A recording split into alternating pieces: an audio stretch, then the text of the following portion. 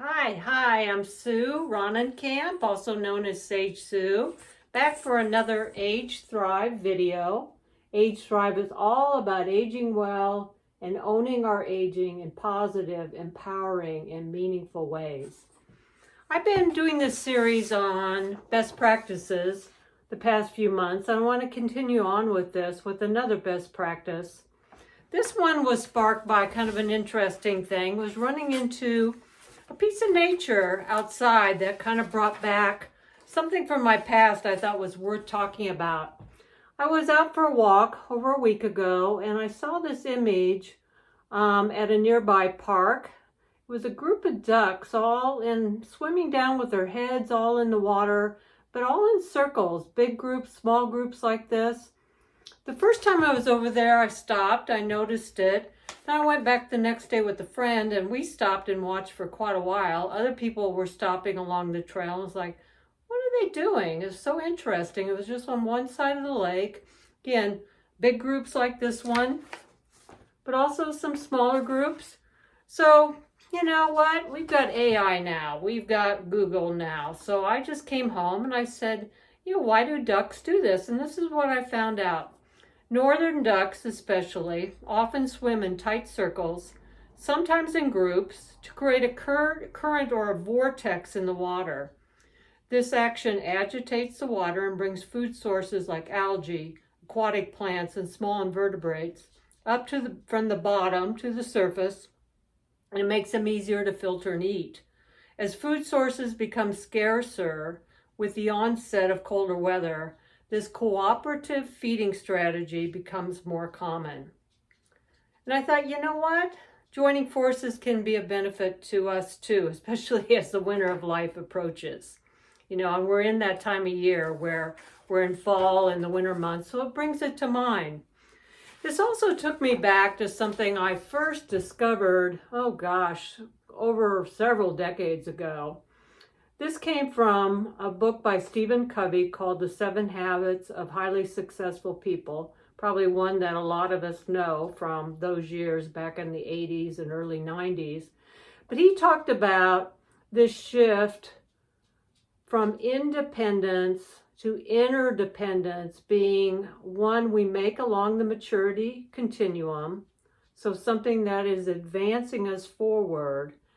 It helps us make this shift from what he called I thinking to we thinking. And then he added this quote, "This is when we combine our efforts with others to achieve our greatest success." So making that shift from, again, making it on our own, being totally independent, to really valuing the idea of interdependence, which I believe is so important for aging well, and that's why it's the best practice. So think of this as, again, together is better, fostering community, and as another quote that I love, we may not have it all together, but together we can have it all. And I think that's what we do. We leverage our capabilities and our aging well opportunities by coming together, and that we're so much stronger together than we are going it alone. I'll end with one story that's another favorite of mine. This comes from Ann Landers, and I bet a lot of us remember Ann Landers from the day. She was in the paper, wrote with her sister. But this is a final thought, and it's a powerful story that I hope will kind of hold and hang with you in your mind in the coming weeks. So here's the story. It's attributed, like I said, to longtime advice columnist Ann Landers. She wrote, "I asked God about heaven and hell. God said, 'Come, I'll show you. I'll show you hell.'